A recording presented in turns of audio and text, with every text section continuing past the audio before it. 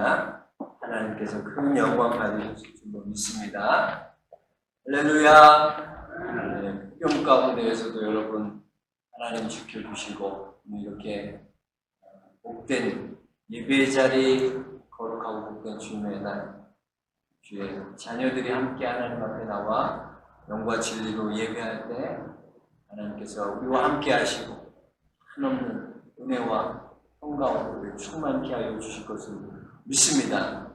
코로나 변이 바이러스, 델타 변이 바이러스 때문에 많은 어려움이 있지만 우리는 하나님을 예배하는 것을 절대로 포기할 수 없습니다. 우리의 마음과 정성을 다하여 어디에 있든지 하나님을 예배하는 예배자들 모두 되시기를 축복합니다. 우리가 계속 하나님의 말씀, 우리가 산상수훈의 말씀을 계속 나누고 있습니다. 지금까지 팔복의 말씀도 그렇고 또 우리의 정체성이 소금과 빛이라는 사실과 함께 예수님께서는 율법의 완성이 되시기 위해 이 땅에 오셨고 그 예수 그리스도로 나의 구주로 믿고 살아가는 사람의 삶은 나의 의가 아니라 이제는 예수 그리스도의 의로 살아가는 사람이다라는 것을 오늘 말씀을 통해 함께 나누었습니다. 이 모든 것은 예수 그리스도를 나의 구주로 믿고 살아가는 사람들의 삶의 원리와 기준을 설명하시는 그런 말씀이었습니다. 그리고 이제 오늘부터 시작해서 말씀하신 이 예수 그리스도의 삶의 원리를 우리 삶 가운데 어떻게 하면 구체적으로 실현할 수 있는가 하는 문제를 계속해서 5장 마지막 절까지 말씀은 6가지로 나눠서 그것을 다루고 있습니다. 여러분, 대부분의 사람들은 결과주의에 매달려 있습니다. 순종하지 못하는 가장 큰 이유도 바로 당장 결과가 나타나지 않기 때문입니다. 그래서 성경에 보면요, 우리가 아브라함도 보면 하나님 앞에 온전히 순종하지 못했습니다. 근데 가장 큰 이유가 어디에 있었나? 당장 결과가 나와야 하기 때문에. 그래서 성경에 보면 아브라함이 온전히 하나님을 믿고 순종하지 못하는 것도 당장의 어떤 결과물이 보이지 않았기 때문에. 아브라함은요, 75세 하나님의 부르심을 받았습니다. 내가 너를 큰 민족으로 이루고 내게 복을 주어 내 이름을 창대케 하리니 너는 복이 될지라. 하나님 이렇게 축복해 주셨어요.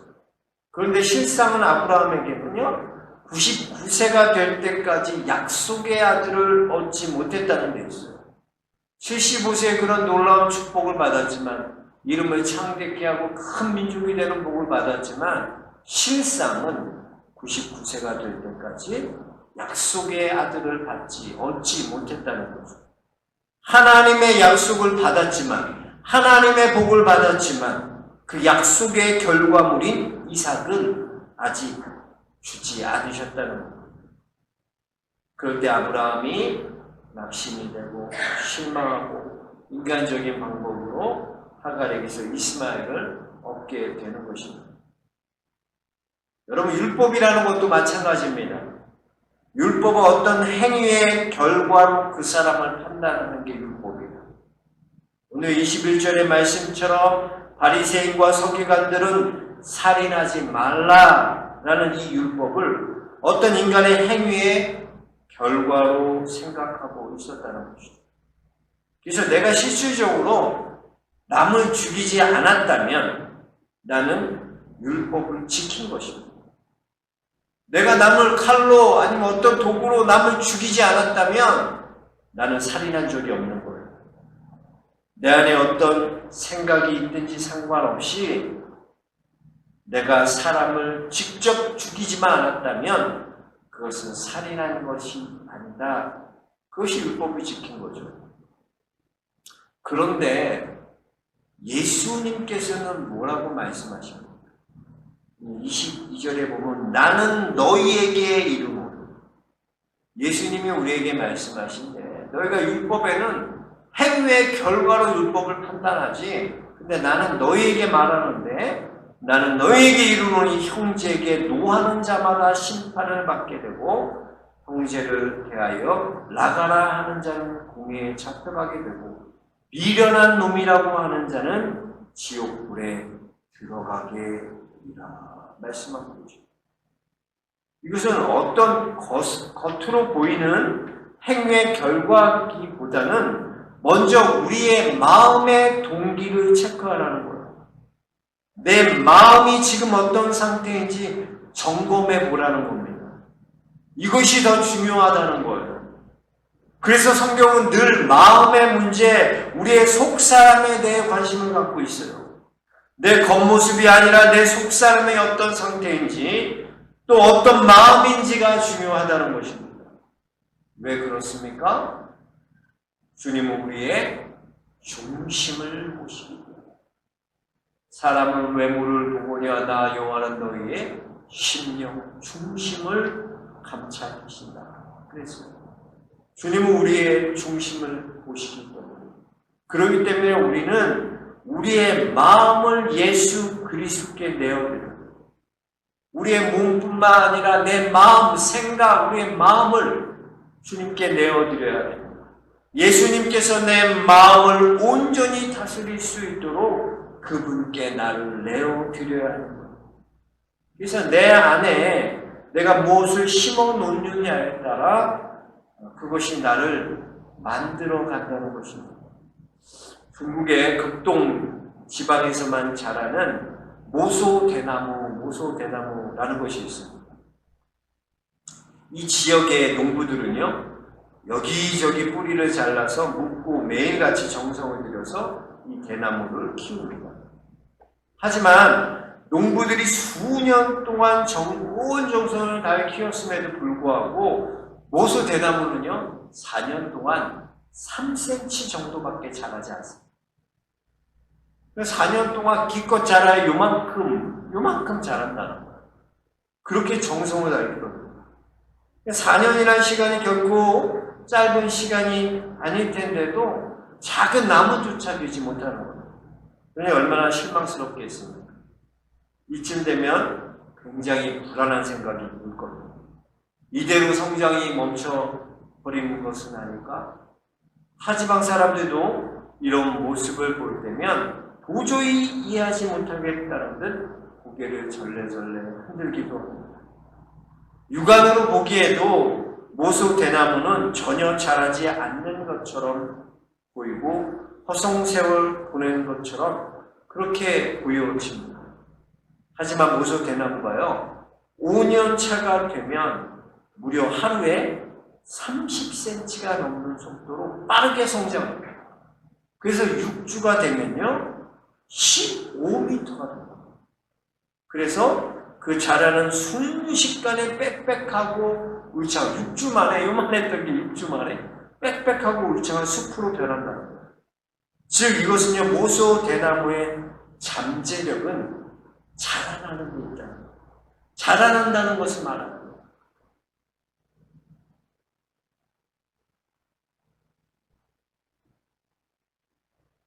우리의 마음속도 바로 이런 모소대나무와 같은 겁니다. 우리 마음속에 내가 무엇을 심느냐 그거에 따라서 우리가 열매를 거둬들이기 때문에 우리 마음속에 감사를 심고 예수 그리스도 사랑하는 마음을 심고 기쁨을 심고 그럴 때 우리 안에 무슨 열매? 기쁨의 열매를 거둬요. 그런데 우리 마음속에 죄악과 분노, 헛된 생각이 몇 년 동안 계속 우리 안에 심는다면 처음에는 잘 드러나지 않아요. 그러다가 괜찮아 보여도 그러다가 어느 순간 터지면 악이 점점 자라나서 울창한 숲을 이루게 된다. 그래서 저 사람이 저럴 줄 몰랐는데 어떻게 하루아침에 저렇게 됐지? 라는 얘기가 거기서 나옵니다. 이번에 뉴스를 보니까 러시아에 있었던 기사인데요. 러시아의 30대 여성이 임신 중에 자신의 친한 친구의 집에 옷을 물려받기 위해 그 뱃속에 있는 아이의 옷을 물려받기 위해 그 친구 집을 찾아갔어요. 근데 그 친구의 집이 너무나 행복하고, 그 친구의 집에는 3 자녀가 있었고요. 갓 출산한 2달 된 딸아이가 있었어요. 근데 이 친구는 질투심이 계속 마음속에서 자라나고, 왜 나는 이렇게 힘들고 어렵고 불행한데 너는 그렇게 행복하지? 네가 뭔데 그런 행복을 얻었대? 왜 나는 이렇게 힘들어야? 그런 질투, 시기심 이런 욕망이 마음속에 계속 자랐어요. 좋은 마음으로 옷을 물려주려고 오라 그랬는데 그 여자가 생후 2개월밖에 안 된 그 딸아이를 13층에서 던져서 그 아이를 죽게 됩니다. 질투심. 어떻게 저런 일을 저질렀지? 옷을 물려주려고 왔는데, 좋은 마음으로 옷 물려주려고 왔는데, 그 마음 속에는 질투심, 시기심, 그것이 자라난다. 그래서 여러분, 저는 오늘 말씀을 묵상하면서 예수님께서 왜 우리의 행위의 결과에 대해 심판을 말씀하시는 것이 아니라 그 행위 이전에 가졌던 마음의 상태, 동기를 체크하는 것이 얼마나 중요한 건지 우리에게 다시금 말씀하고 계시는 거죠. 깨달았어요. 우리는 그렇잖아. 우리도 율법주의자처럼 나는 살인한 적이 없어요. 난 가늠한 적이 없어요. 우리의 행위는 그런 것을 한 적이 없어요. 그러나 예수님은 우리에게 말씀하시는 건 그 율법의 어떤 행위의 결과가 아니라 우리의 마음속의 동기, 그 마음을 체크하라는 것입니다. 그래서 22절에 보면 형제에게 노하는 자마다 심판을 받게 되고 형제에 대하여 나가라 하는 자마다 공에 잡혀가고 그랬어요. 여기서 라가는 히브리어 욕입니다. 히브리어 욕인데 제가 뭐 히브리 사람이 아니니까 무슨 한국 사람은 욕을 다 알아듣지만 히브리 욕이 아주 심한 욕이래요. 근데 이 욕이 무슨 그들의 정서상 어떻게 느껴지는지는 잘 모르겠어요. 근데 보통 이걸 한국어로 이렇게 번역해보면 멍청한 놈, stupid, 멍청한 놈, 머리가 빈 놈, 무가치한 놈, 이 정도의 뜻을 갖고 있는 그런 욕이라는 거예요. 이거 뭐 제가 보기엔 그렇게 심한 욕 아니잖아요. 그렇죠? 누구나 이렇게 막 자주 하는 욕인데 이렇게 욕하는 사람이요 공회에 잡혀가게 되고요. 미련한 놈이라고 하는 자는 지옥불에 들어가게 됩니다. 아주 예수님께서는 엄중하게 말씀하고 계신 거예요. 점점 심판의 강도가 강해지는 것을 볼 수 있어요. 그리고 이것이 예수님께서 말씀하신 살인에 대한 정의라는 거예요. 살인이라는 것은 문자 그대로 받아들이면 아마 여기에서 그런 살인을 저지른 사람은 아무도 없어요. 그죠? 아무도 없어야 돼요. 살인은 내가 문자적으로. 그런데 예수님의 말씀대로 형제에게 노하거나 형제에게 멍청한 놈이라고 욕하거나 미련한 놈이라고 하는 경우가 살인이라면 우리 모두는 그 살인에 해당하는 그런 죄인이다. 즉 이것은 우리의 마음의 상태에 대해 예수님께서는 지금 지적하고 계신 거예요. 주님, 나는 간음한 적 없어요. 나 이웃의 물건 탐한 적 없어요. 나는 하나님 살인한 적도 없어요. 난 그런 행위를 한 적 없어요. 그런데 주님은 뭐라 그러시냐? 행위가 아니라 네 마음을 점검하라는 거예요. 우리의 행위가 아니라 우리의 마음의 문제를 지적하고 계시다는 거예요. 우리가 얼마나 우리의 마음속으로 수없이 많은 사람을 죽였습니까? 우리가 얼마나 우리 마음속으로 수없이 사람을 미워하고 증오했습니까? 저 사람 좀 없어졌으면 좋겠어. 저 사람 가다가 교통사고 나가지. 몇 개월 동안 입원했습니다. 저 사람 정말 보이고 싶어. 안 보였어. 어디 전출 갔으면 좋겠어. 우리 안에 그런 얼마나 마음으로 가득 차 있습니다. 근데 우리는 그런 우리의 행위가 들키지 않았다고, 행위로 나타나지 않았다고 우리 자신을 속이고 거룩한 척, 안 그런 척, 죄인이 아닌 척하며 살아가고 있지는 않습니다. 예수님 지금 우리 마음의 문제를 지적하고 계십니다. 그리고 그것을 엄중하게 받아들여야 함을 말씀하고 계시다는 겁니다. 저는 오늘 말씀을 준비하면서 먼저 제 자신을 점검해 보았습니다. 저도 오늘 예수님께서 말씀하신 것이 것과 같이 얼마나 생각으로 마음속으로 범죄하였는지 모릅니다. 그런데 더 문제인 것을 생각해 보니까 그것을 죄로 받아들이지 못했다는 거예요. 나도 바리새인과 서기관처럼 문자 그대로 내 행위로 드러나지 않았다 그래서 그건 범죄하는 것이 아니야 라고 내 스스로 생각한다는 거죠. 여러분, 우리는 우리의 마음을 점검해봐요. 내 마음에 그러한 죄악의 씨앗이 자라지 못하고 모수 대나무처럼 어느 순간 처음에는 나타나지 않지만 어느 순간이 되면 15m나 자라고 빽빽한 나무가 되는 거예요. 그래서 우리 안에 무엇을 심느냐? 우리 안을 깨끗이 해야 돼요. 늘 우리 안을 예수 그리스도의 보혈의 피로 깨끗이 씻어야 될 줄로 믿습니다. 점검해야 돼요. 항상 점검. 행위가 아니라 우리는 우리의 마음을 점검해야 돼요. 내 마음에 그런 생각이 들어오지 못하도록, 그런 생각이 들어올 때 빨리 주 앞에 회개하고 빨리 주의 보혈로 깨끗이 씻겨내야 되는 것입니다. 그리고 여기서 더욱 중요한 것은 예수님께서는 이 불화의 원인을 다른 사람이 아닌 우리 자신에게 두고 있다는 거예요. 우리는 생각하기를요, 사람과 관계가 불편하고 또 불화되는 원인을 발생한 그 갈등을 발생시킨 그 사람이 그 문제를 풀어야 된다고 생각해요. 이렇게 불편한 관계가 된 것은 내가 아니라 그 사람 때문이니까 그 사람이 먼저 사과하고 그 사람이 먼저 풀어야 된다고 생각해요. 그래야 그 문제가 해결된다고 생각해요. 그런데요, 주님은 그 원인이 누구에게 있냐보다는 그 문제를 풀지 않고 가지고 있는 자에 대해 지금 책망하고 계시다는 것에 주목해야 돼요. 예수님께서는 지금 이 불화의 원인이 누구에게 있냐보다는 이 불화, 화목하지 못한 그 상태 그대로 두는 그 사람에 대해 책망하고 계시다는 거예요.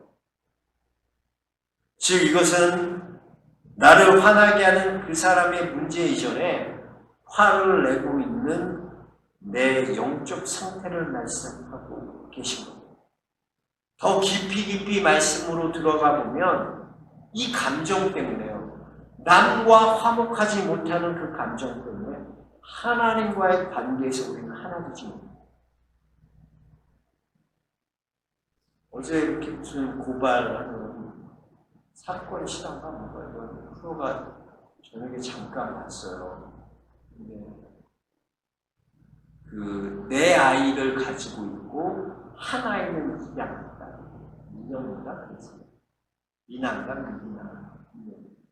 그 딸 아이 하나, 내 아이가 있는데 하나 리반이 있는데 33개월 된 아이가 뇌 3분의 2가 손상돼서 식물인간이 됐어요. 그 학대와 그 양부모들의 그 학대와 그 엄청난 그 압박을 때리고 학대하고 끔찍할 정도로 33개월 된 아이를 그렇게 했더라고요. 그런데 제가 더 충격받은 건요, 그분이 독실한 기독교예요. 교회를 비춰줘요. 근데 교회 안에서도 그 아이의 모습이 나오는데 그 사진으로 영상으로 그 아이가 손목에 멍이 들어져 있고요. 그 안에서 눈에 멍이 들어져 있고, 근데도 누구 하나 의심하잖아요. 그러니까 그분은 굉장히 그렇지 않은 사람으로 포장하며 살아요. 그렇게 아이를 학대하고 아이를 끔찍할 정도로 학대했지만 교회에 나와서는 정말 하나님을 사랑하는 독실한 신자처럼 보여줍니다. 우리의 겉모습이 그럴 수 있어요. 전혀 아무 일도 일어나지 않은 것처럼 우리는 우리의 겉모습을 포장합니다. 그래서 23절, 24절 우리 한번 같이 읽어볼까요? 23절, 24절입니다. 그러므로 예물을 제단에 드리려다가 거기서 내 형제에게 원망할 만한 일이 있거든 생각나거든 예물을 제단 앞에 두고 먼저 가서 형제와 화목하고 그 후에 와서 예물을 드리라. 하나님이 받으시는 예배는요, 여러분 어떤 겉모습으로 치장한 거룩한 척하고 거룩한 모습으로 보이기 위해서 막 나오는 그 모습을 보시는 게 아니라 예수님께서 받으시는 하나님 받으시는 예배는 지금 우리의 마음을 보고 계시다. 그 뉴스 그 고발 프로 보면서 너무나 제 자신을 돌아봤어요. 우리가 그럴 수 있다는 거예요. 우리의 겉모습은 전혀 아무 일도 안 일어나는 것처럼 전혀 아무 일도 문제 없었다는 것처럼 믿음 좋은 사람처럼 지금 이 자리에 앉아서 예배드릴 수 있다는 거예요. 그런데 우리의 속마음은 부글부글 분노가 끓어오르고 있습니다. 우리 안에서는 미움이 큰 증오가 끓어오르고 있어요. 그런데 그 예배를 주님께서 받으시지 않는 거예요. 그러니까 이 사람과의 문제인데 주님은 뭐라고 말씀하세요? 그 예배를 내가 내게 드리는 그 예배를 나는 받지 않겠다. 먼저 화목하고 그 관계를 해결하고 와서 하나님 앞에 예배를 드린다. 우리의 겉모습이 아니라 우리의 마음, 우리의 속마음을, 우리의 속사람을 말씀하고 계십니다. 여러분 오늘 교회 나오기 전에 여러분은 어떠셨습니까? 혹시 남편과 싸우고 이 자리에 나오신 분 계십니까? 자녀들과 다투다가 나온 분 계십니까? 내 안에 분노가 끓어오르는 마음으로 하나님 앞에 지금 예배드리고 있는 분이 계십니까? 먼저 하나님 앞에 예배하기 전에 이 문제를 해결받아라. 그래야 하나님이 온전히 받으시는 예배가 될 수 있어요. 내 안에 분노와 증오와 미움 그대로 하나님 앞에 나오는 것이 아니라 먼저 나를 분노케 하는, 화나게 하는 그 사람과 화목하고 주님 앞에 예배를 드려야 된다는 거예요. 여러분 안에 얼마나 불편한 사람이 많이 계십니까? 아직 그 사람과 화목하지 못하고 여전히 미워하는 마음 그대로 이 자리에 나오지 않았습니다. 내가 미워하는 이 시어머니와의 관계, 이 시어머니 관계 아직 해결되지 않고 있지 않습니까? 나를 어렵게 하고 힘들게 하는 그 직장 상사와의 그 문제, 화목하지 못한 그 문제 아직 해결되지 않고 하나님 앞에 예배드리고 있지는 않습니다. 먼저 하나님 앞에 예배하기 전에 내가 먼저 화목해야 합니다. 내가 먼저 손을 내밀어야 한다는 거예요. 내가 먼저 용서해야 되는 거예요. 내가 할 수 있는 최선을 다해 그 사람과 화목해야 한다는 거예요. 예수님은 불화의 원인이 누구에게 있는가를 말씀하는 것이 아니라 그 문제를 그대로 풀지 않고 그대로 해결하지 않고 그대로 아무렇지도 않게 나와 하나님 앞에 예배하는 우리의 영적 문제를 지적하고 계신 거예요. 여러분 마음 가운데 왜 이렇게 분노가 치밀어옵니까? 왜 이렇게 그 사람을 용서할 수 없는 거예요? 내 안에 진정한 예수 그리스도의 사랑이 없기 때문에. 조나단 에드워드는 분노는 사랑을 역행한다라고 말했습니다. 분노하는 것, 화내는 것, 용서하지 못하는 것 조금 더 깊이 들여다보면 내 안에 그 예수 그리스도의 사랑이 없기 때문에, 내 안에 그 예수 그리스도의 사랑으로 충만하지 못하기 때문에, 우리 안에 예수 그리스도의 사랑으로 충만하다면 우리는 누구와도 화목할 수 있습니다. 예수님께서는 용서받을 수 없는 나 같은 죄인을 위해 십자가에 죽기까지 사랑하셨는데 우리는 왜 그 사랑과 화목할 수 없는 걸까요? 주님의 그 큰 사랑보다 내 자아가 더 크기 때문이 아닐까요? 주님의 사랑보다는 내 자존심이 더 크기 때문이 아닐까요? 사랑하는 우리 성도 여러분, 먼저 우리가 할 수 있는 최선을 다해 불편한 관계를 맺고 있는 그 사람과 화목하시길 주의 이름으로 축복합니다. 이 불화의 원인을 말씀하고 계시지 않아요. 그 문제를 해결하지 않는 상태로 그대로 있는 그 사람에 대해 주님 말씀하고 계십니다. 우리가 관점을 좀 다르게 봐야 돼요. 우리는 인간적인 관점을 봤을 때는 이 불화의 원인이 누구에게 있느냐 그걸 우리 재판하고 판단해요. 그렇잖아요. 너 이 사람한테 사과해. 네가 잘못한 거야. 우리 항상 그런 식이에요. 예수님은 그렇게 말씀하신 게 아니라 누구에 따라 이 문제가 발생했느냐 보다는 내가 하나님을 사랑하면서도 이 문제를 계속 가지고 있는 그 상태를 말씀하죠. 내 안에 예수님을 사랑한다고 말하면서도 이 문제, 이 불화하는 이 문제를 풀지 못하고 여전히 그대로 가지고 있는 그 문제를 주님 말씀하고 계시다. 그걸 해결하라. 그리고 하나님 앞에 나아가라. 예수님의 관점이 다른 거예요.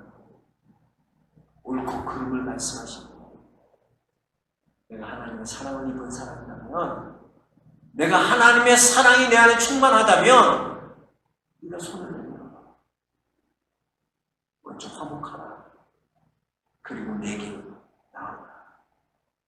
그럼 우리는 내가 할 수 있는 모든 것을 다해 불편한 사람, 나를 어렵게 한 사람, 관계가 힘든 사람과 화목해야 됩니다. 그 사람이 받느냐 받지 않느냐 목사님 이렇게 해도 그 사람 안 변할걸요? 내가 이렇게 한다고 해서 그 사람이 나랑 화해하겠어요? 그 문제가 아니에요. 여러분이 최선을 다해서 그 사람과 화목할 수 있다면 무슨 권한을 써서라도 그 사람과 화목하기 위해 내가 최선을 다했다면 나머지는 하나님이 하신다. 주님이 그 나머지는 하나님께서 하신다. 저와 여러분이 항상 우리의 먼저 마음의 상태를 점검하시고 우리가 율법주의자처럼 어떤 행위의 결과만을 따져서 난 그렇게 하지 않았어. 난 그렇지 않아. 근데 사실상 예수님께서는 우리의 중심, 우리의 마음의 상태를 먼저 점검하고 그리고 너 안에 어떤 불편한 곳이 있다면 그 사람과 불편한 관계로 반목하고 있다면 먼저 그와 가서 화목하고 그리고 내 앞에 나가. 이거는 그 사람과의 관계뿐만 아니라 하나님과의 관계를 선택하죠. 우리가 하나님 수없이 예배 드렸잖아요. 근데 여러분 이런 마음으로 예배 드렸을 때 하나님이 그 예배를 받지 않으신다는 거예요. 예물을 거기다 두라는 거예요. 먼저는 그 사람과 화목하고 네 마음의 상태의 문제를 해결하고 그리고 와서 다시 예배. 엄중하게 말씀하세요. 우리가 이 말씀을 엄중하게 들어야 될 줄 믿습니다. 여러분 도덕적으로 윤리적으로 목사님 저는 제 행위가 그렇게 그런 행동한 적 없어요. 전 그렇게 한 적 없어요. 그러나 여러분 우리 마음속을 점검하세요. 마음을 살피세요. 마음 우리의 동기를 체크하세요. 우리의 마음을 체크하세요. 내 안에 그런 마음이 들어오지 않도록 점검하고 우리 주님 앞에 기도하고 우리 마음을 정결케 하는 성도님들 모두 되시고 주여를 축원합니다. 기도하겠습니다. 하나님, 우리로 깨닫게 하시는